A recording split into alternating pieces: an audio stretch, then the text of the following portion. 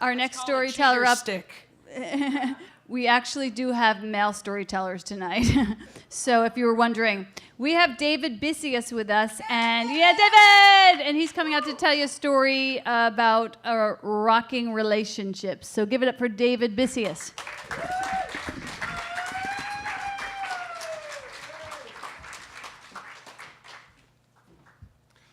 I'm the nod to gender diversity tonight.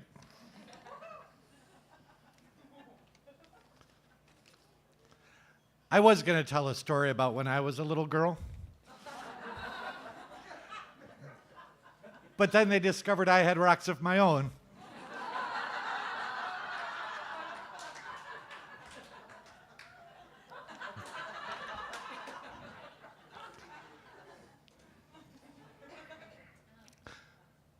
I love my little sister, Nicole, and there isn't anything that I wouldn't do for her in the world. And I know she loves me, and there isn't anything that she wouldn't do for me in this world. And that's how we live our lives, doing nothing for each other in this world.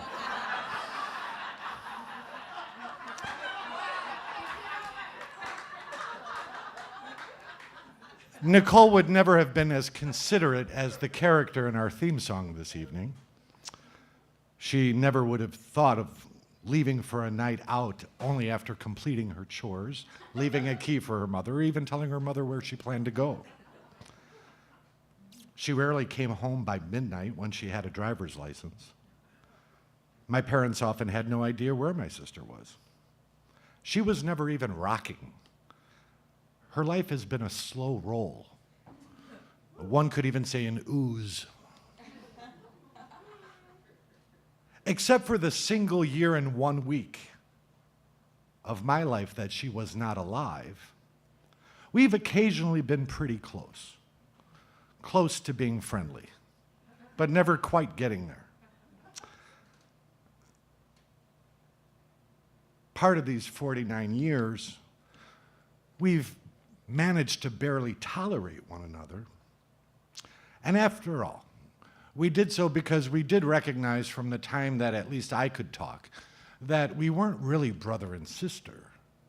Literally, we weren't brother and sister because we were both adopted by our common parents at birth. The year I was born was a pretty good year. The Doors released their debut self-titled album. Aretha Franklin recorded Respect. The Mantra rock dance occurred featuring, among others, the Grateful Dead, Big Brother and the Holding Company with Janis Joplin, Moby Grape, the poet Allen Ginsberg was there. This led into the Summer of Love and the Monterey Pop Festival. The Beatles released Sgt. Pepper that year. Rolling Stone magazine debuted, and the Big Mac was introduced to the world. The year that Nicole was born has been named the most turbulent year in the history of America after the Civil War. That year, the Vietnam War took a very bad direction, especially after the Tet Offensive. Robert Kennedy and Martin Luther King Jr. were both assassinated. The Democratic National Convention held here in Chicago ostensibly swung the electorate in favor of Nixon.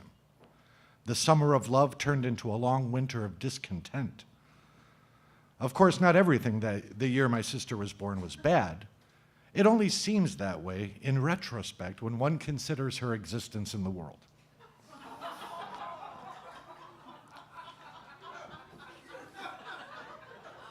After, when my sister was born, she did bring joy to my parents, who were able to adopt their second child.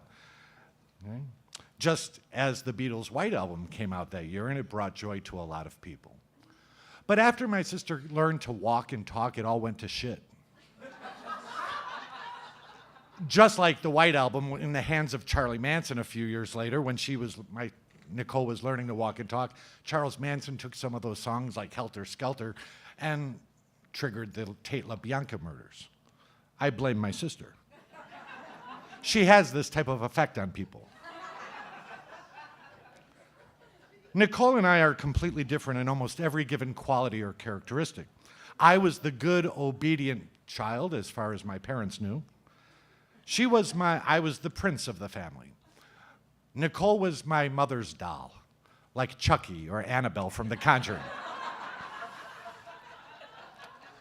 Once her hormones kicked in, Nicole was very akin to Reagan McNeil, a character played by Linda Blair in Linda Blair's only successful role, and a character by which my sister patterned her own life. I think in part I became a priest in order to perform an exorcism for my sister, but her demons are legion.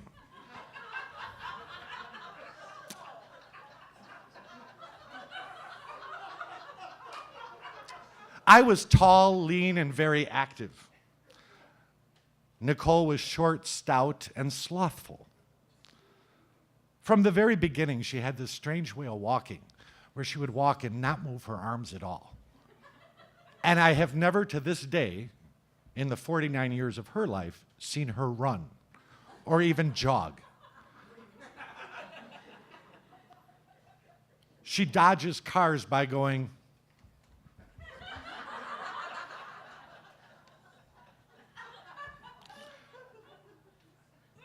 Nicole never rushed for anything. True story.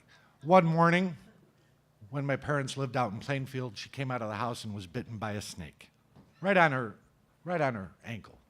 She didn't know if the snake was poisonous, and she called my mother in a panic. She said, I just got bitten by a snake. My mom said, well, what do you want me to do? I'm at work, and she was 25 miles away. She goes, well, what do I do? It might be poisonous. My mom said, go to the hospital. She said, okay, hung up the phone. Then promptly made her breakfast, took a nap, took a shower, and then went to the hospital thinking she might have had a poisonous snake bite.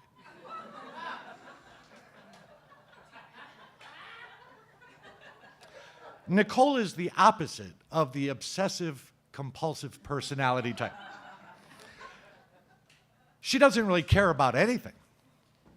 At least she never did when we were kids. Nicole, do you want to do that? I don't care.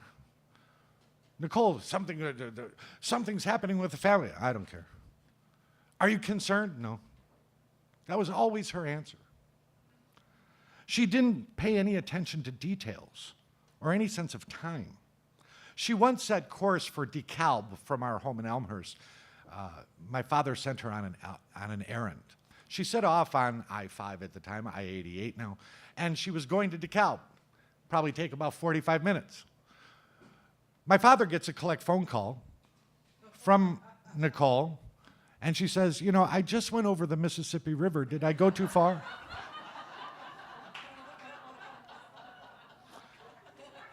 To remember the combination of a safe that my father had installed in a business that he had purchased for Nicole to run, to remember the combination, she literally wrote the numbers on the wall right above the safe.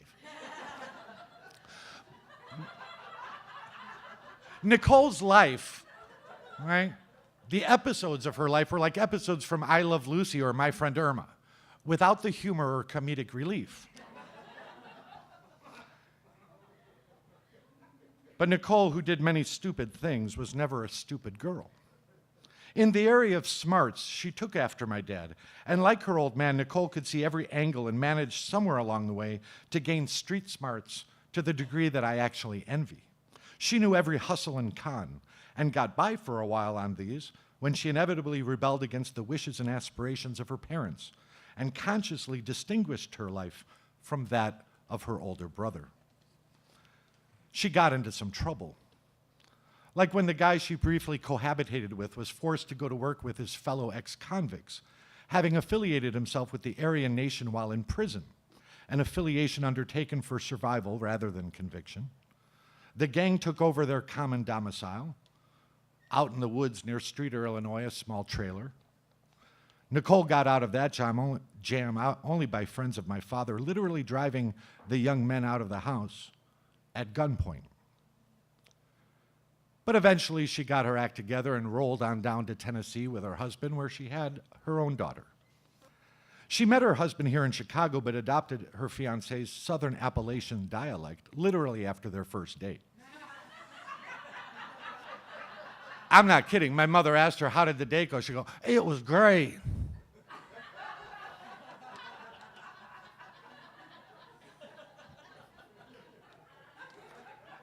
My cousin Lynn knows that much of this is true.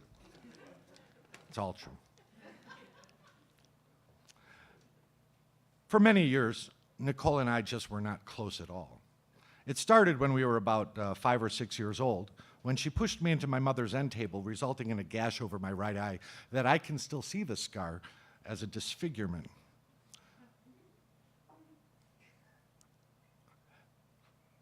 From a couple years before her wedding to the time my niece turned 16, the only time I saw Nicole was for a couple of long hours each year, either at a family holiday or at a family funeral. We very rarely spoke. But one summer, my niece stayed with my parents, and I got to know her. And then something strange happened. Now, Josie takes after her dad in most ways. She's calm, level-headed, and bright. She does well in school. She's courteous and kind and soft-spoken. She does not take after his chronic depression and therapeutic alcoholism, but Nicole was never one to abuse anything but her brother, and Josie kind of followed her in that way, self-controlled. And although she moves much quicker than her mother, she has the same disposition to not get anxious about anything. Perhaps, I once thought, her steadiness and her stoicism, Josie's, her self-discipline and compassion had been instilled in her by the care that she had to give to her own parents, whose relationship became increasingly dysfunctional and toxic over the years, exacerbated by my brother-in-law's seasonal unemployment and the difficulties he has had with children from a prior marriage. Through Josie, I came to see Nicole in a different way. I knew my sister was diagnosed with multiple sclerosis some years ago, but it was only a couple of years ago that I happened to be in Nashville, where she lives, for work, not to visit her. But I spent some time at her home. I was bringing them money from my parents to assist them in a time of trouble. I saw how the multiple sclerosis had ravaged her body. Nicole is still short and stout, but now she hobbles on atrophied legs. She still rolls and walks slow and funny, but every step is now accompanied by excruciating pain, even to the point where a walk from the handicapped parking spot to the table in a restaurant required an extended pause and rest, and resulted in tears my sister did not want me to see. But when Josie was around, Nicole was a completely different human being, strong and stoic for the sake of her daughter. When alone with her husband and myself, Nicole would smoke and cuss and yell and be visibly angry about all of life's catastrophes and even the mild inconveniences. But when Josie entered the room, all that stopped. Josie's not like me, Nicole said. And I'm not going to make her life harder than it has to be. Josie is why my sister hasn't turned to self-medicating with other substances when the morphine is inadequate. Josie is why Nicole hasn't taken disability, but continues to show up at a job that she knows she'll have to leave one day when its relatively mild physical demands become simply intolerable. Josie is why Nicole endures life with a man who makes her sad and whom she no longer has any feeling for, neither hate nor affection, but who also cares for Josie and worries about. It is a life of quiet and sometimes not so quiet desperation. It is a path that Nicole has chosen out of something that a few years ago I would never have believed possible: selfless love.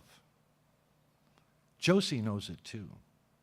One day at my parents' home, when I was asserting that I was the good child back in the day, and I was making fun of her mother in some way, Josie simply looked at me and said, "My mother rocks."